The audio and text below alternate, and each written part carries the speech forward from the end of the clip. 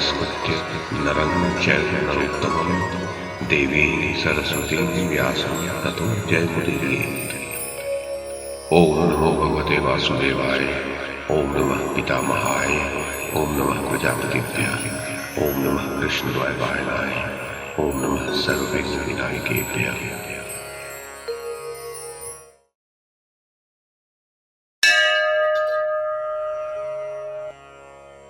वैशंपायन जी कहते हैं, जन्मेजय, संजय की बात सुनकर प्रज्ञाचक्षु महाराज धृतराष्ट्र ने उसके वचन का विवेचन कर यह विश्वास कर लिया कि गुण दोष की दृष्टि से श्री कृष्ण का कथन सर्वोत्कृष्ट है।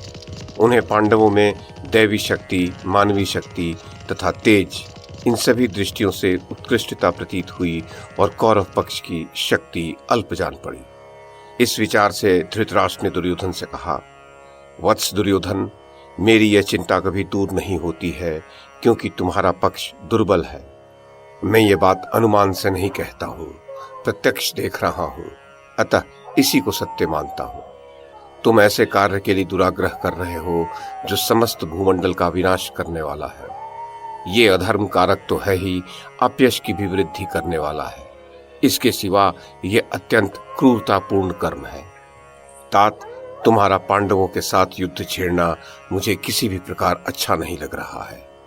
पांडुनंदन अर्जुन को मैं इस महासमर में शत्रु सेनाओं का संहार करता हुआ सा देख रहा हूँ। भारत, मैं दिन रात यही सब सोचते सोचते नींद नहीं ले पाता हूँ।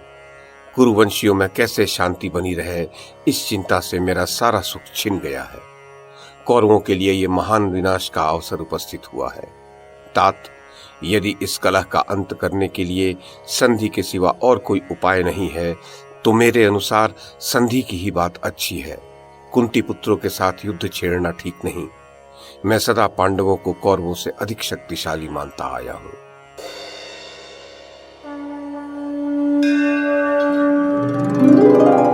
वैशंपायन जी कहते हैं, जन्मेजय, पिता की यह बात सुनकर अत्यंत असहिष्णु दुर्योधन ने भीतर ही भीतर भारी क्रोध करके पुनः इस प्रकार कहा, नृपश्रेष्ठ, आप जो ऐसा मानते हैं कि कुंती के पुत्रों का जीतना असंभव है, ये ठीक नहीं है। आपके मन से यह भय निकल जाना चाहिए। भरतनंदन, काम, द्वेष, संयोग, लोभ और द्रोह रूपी दोषों से रहित होने के कारण तथा दूषित भावों की उपेक्षा कर देने के कारण ही देवताओं ने देवत्व प्राप्त किया है। ये बात पूर्व काल में द्वैपायन व्यास जी, महातपस्वी नारद जी तथा जमदग्नि नंदन परशुराम जी ने हम लोगों को बताई थी। देवता मनुष्यों की भांति काम, क्रोध, लोभ और द्वेष भाव से किसी कार्य में प्रवृत्त नहीं होते हैं। यदि अग्नि, वायु, धर्म, इंद्र तथा दोनों अश्विनी कुमार भी कामना के वशीभूत होकर सब कार्यों में प्रवृत्त होने लग जाते, तब तो कुंती पुत्रों को कभी दुख उठाना ही नहीं पड़ता। अतः आप किसी प्रकार भी ऐसी चिंता नहीं करें, क्योंकि देवता सदा दिव्य भाव, शम आदि की ही उपेक्षा रखते हैं, काम, क्रोध आदि असुर भावों की नहीं। तथापि यदि देवताओं में कामनावश द्वेष और लोभ लक्षित होता है, तो उनमें देवत्व का अभाव हो जाने के कारण उनकी वह शक्ति हम लोगों पर कोई प्रभाव नहीं दिखा सकेगी, क्योंकि देवों में देव भाव की प्रधानता है। वैसे तो मुझ में भी दैव बल है ही। यदि मैं अभिमंत्रित कर दूं, तो सदा संपूर्ण लोकों को जलाकर भस्म कर डालने की इच्छा से प्रज्वलित हुई अग्नि भी सब ओर से सिमट कर बुझ जाएगी। भारत, यदि कोई ऐसा उत्कृष्ट तेज है जिससे देवता युक्त हैं, तो मुझे भी देवताओं से ही अनुपम तेज प्राप्त हुआ है, यह आप अच्छी तरह जान लें। राजन, मैं सब लोगों के देखते देखते विदीर्ण होती हुई पृथ्वी तथा टूट कर गिरते हुए पर्वत शिखरों को भी मंत्र बल से अभिमंत्रित करके पहले की भांति स्थापित कर सकता हूँ। इस चेतन, अचेतन और स्थावर जंगम जगत के विनाश के लिए प्रकट हुई महान कोलाहलकारी भयंकर शिलावृष्टि अथवा आंधी को भी मैं सदा समस्त प्राणियों पर दया करके सबके देखते देखते यहीं शांत कर सकता हूँ। मेरे द्वारा स्तंभित किए हुए जल के ऊपर रथ और पैदल सेनाएं चल सकती हैं। एकमात्र मैं ही दैव तथा आसुर शक्तियों को प्रकट करने में समर्थ हूँ। मैं किसी कार्य के उद्देश्य से जिन जिन देशों में अनेक अक्षौहिणी सेनाएं लेकर जाता हूँ, उनमें जहां जहां मेरी इच्छा होती है, उन सभी स्थानों में मेरे अश्व अप्रतिहत गति से विचरते हैं। मेरे राज्य में सर्प आदि भयंकर जीव जंतु नहीं है। यदि कोई भयंकर प्राणी हो तो भी वे मेरे मंत्रों द्वारा सुरक्षित जीव जंतुओं की कभी हिंसा नहीं करते हैं। महाराज, मेरे राज्य में रहने वाली प्रजाओं के लिए मेघ प्रचुर जल बरसाता है, संपूर्ण प्रजाएं धर्म में तत्पर रहती हैं और मेरे राष्ट्र में अनावृष्टि और अतिवृष्टि आदि किसी प्रकार का भी उपद्रव नहीं है। जिनसे मैं द्वेष रखता हूं उनकी रक्षा का साहस अश्विनी कुमार, वायु, अग्नि, मरुदगणों सहित इंद्र तथा धर्म में भी नहीं है। यदि ये लोग अनायास ही मेरे शत्रुओं की रक्षा करने में समर्थ होते तो कुंती के पुत्र 13 वर्षों तक कष्ट नहीं भोगते। पिताजी, मैं आपसे यह सत्य कहता हूं कि देवता, गंधर्व, असुर तथा राक्षस भी मेरे शत्रु की रक्षा करने में समर्थ नहीं है। मैं अपने मित्रों और शत्रुओं दोनों के विषय में शुभ या अशुभ जैसा भी चिंतन करता हूं वो पहले कभी निष्फल नहीं हुआ है। मैं जो बात मुंह से कह देता हूं कि यह इसी प्रकार होगा, मेरा वह कथन पहले कभी भी मिथ्या नहीं हुआ है। इसी कारण से लोग मुझे सत्यवादी मानते हैं। मेरा यह महात्म सब लोगों की आंखों के समक्ष है, संपूर्ण दिशाओं में प्रसिद्ध है।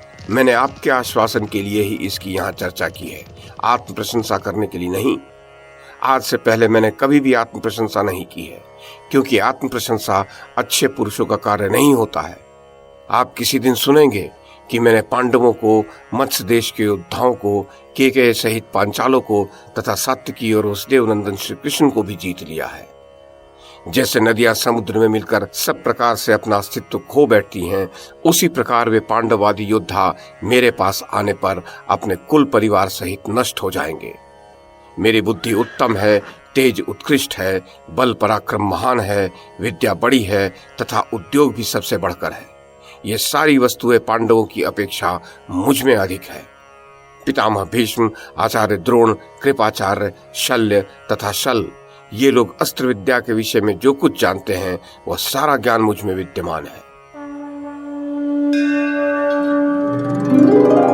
वैशंपायन जी कहते हैं, शत्रुओं का दमन करने वाले जन्मेजय, दुर्योधन के ऐसा कहने पर भरत नंदन धृतराष्ट्र युद्ध की इच्छा रखने वाले दुर्योधन के अभिप्राय को समझकर पुनः संजय से कुछ पूछना ही चाहते थे कि कर्ण ने कौरव सभा में दुर्योधन को हर्षित करते हुए कहा, राजन, मैंने पूर्व काल में मिथ्या ही अपने को ब्राह्मण बताकर परशुराम जी से जब ब्रह्मास्त्र की शिक्षा प्राप्त कर ली, तब उन्होंने मेरा यथार्थ परिचय जानकर मुझसे कहा, कर्ण, अंत समय आने पर तुम्हें इस ब्रह्मास्त्र का स्मरण नहीं रहेगा।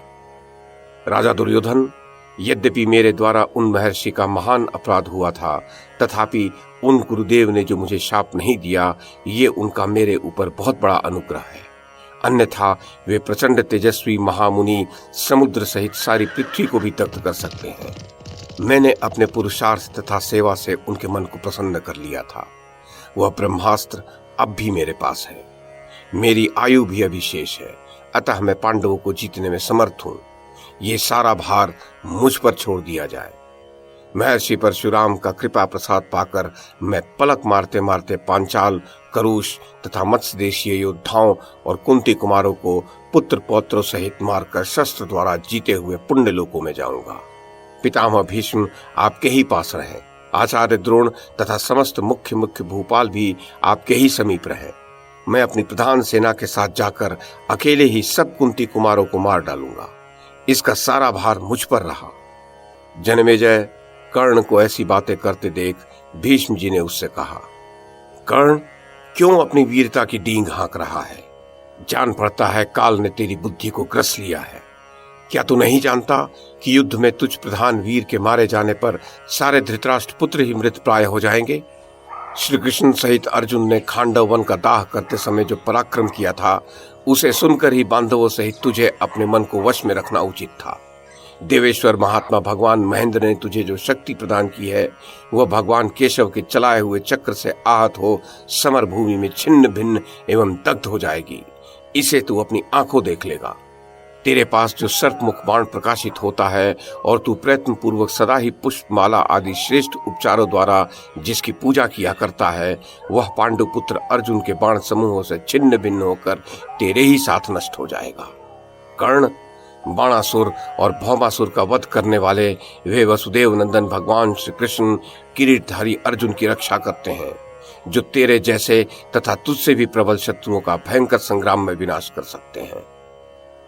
जन्मेजय, तब कर्ण बोला, इसमें संदेह नहीं कि वृष्णि कुल के स्वामी महात्मा श्री कृष्ण का जैसा प्रभाव बताया गया है वे वैसे ही है, अपितु उससे भी बढ़कर है। परंतु मेरे प्रति जो किंचित कटु वचन का प्रयोग किया गया है उसका परिणाम क्या होगा, ये पितामह भीष्म मुझसे सुन लें। मैं अपने अस्त्र शस्त्र रख देता हूं। अब कभी पितामह मुझे इस सभा में अथवा युद्ध भूमि में नहीं देखेंगे। भीष्म, आपके शांत हो जाने पर ही समस्त भूपाल रणभूमि में मेरा प्रभाव देखेंगे।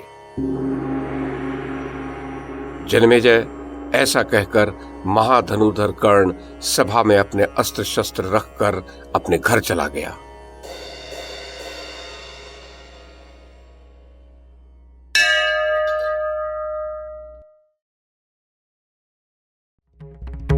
YouTube के माध्यम से महाभारत की कथा को एक श्रृंखला के रूप में प्रस्तुत करने का हमारा ये प्रयास यदि आपको सराहनीय लगा हो तो कृपया इस कड़ी को लाइक और शेयर करें, चैनल को सब्सक्राइब करें और बेल आइकन को दबाएं। साथ में अन्य लोगों को भी देखने के लिए प्रेरित करें। धन्यवाद और नमस्कार।